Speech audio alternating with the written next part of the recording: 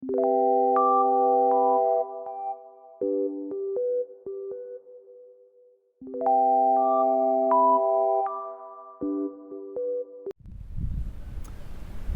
chámome César, son técnico do proxecto Ruralsa da Universidade de Santiago de Compostela e hoxe queremos compartir convosco un pequeno experimento para demostrarvos algún dos beneficios dos nosos hábitats, dos nosos ecosistemas, sobre todo en relación ao ciclo da auga e da protección do solo.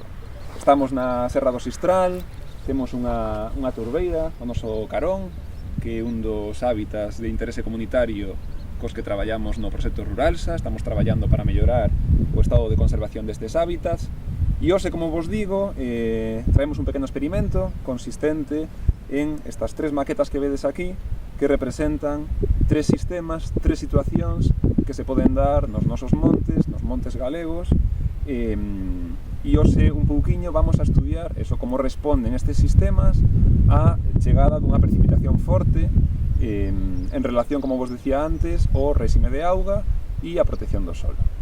Temos unha primeira maqueta, unha primeira situación que representaría un solo espido, un solo desprovisto de vegetación. A segunda situación, esta maqueta, está representando un solo que ten unha capa de vegetación simple, básica, composta fundamentalmente por herbáceas. E por último, esta terceira maqueta sería a situación desa, na que representamos esa turbeira, similar a que temos aquí, que sería un solo provisto dunha vegetación típica formadora de turba, composta fundamentalmente por musgos. Como vos decía, agora imos realizar o experimento simulando a chegada dunha borrasca, dunha precipitación forte que cae rapidamente, e como responde cada un destes sistemas. Imos co primeiro.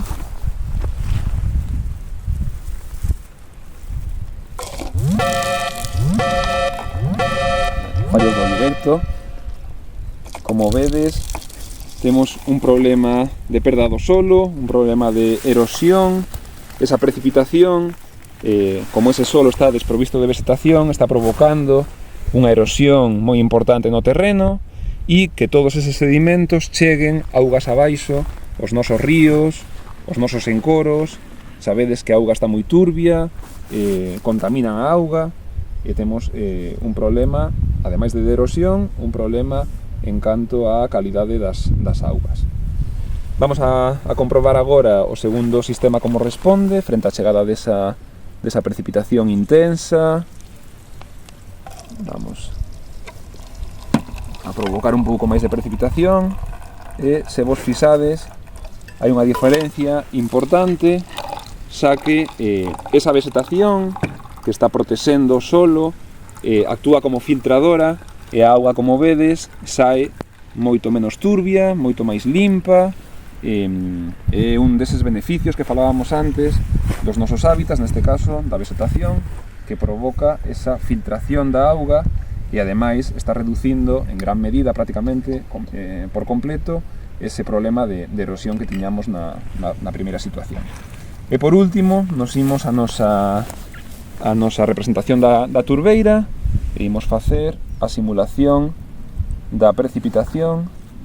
Como vedes, a auga sale todavía máis limpa que no segundo caso e engadimos un novo beneficio destes hábitats, que é o que chamamos o efecto esponsa.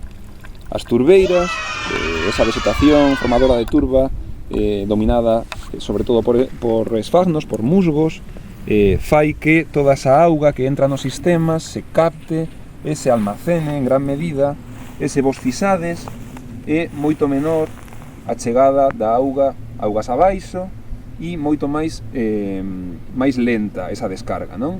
Se vos fixades, sigue goteando todavía, unha diferencia importante en relación aos outros sistemas, e iso é moi importante no contexto actual de cambio climático, de períodos de seca, xa que estes hábitats, estes ecosistemas funcionan como reservorios, como almacéns de auga, e pouco a pouco van soltando en momentos de necesidade. Eu convido-vos a que visitedes a página web do proxecto, ruralsa.com, tamén que nos visitedes en redes sociais, para seguir aprendendo e investigando sobre estes hábitats tan interesantes e que entre todos temos o deber de conservar.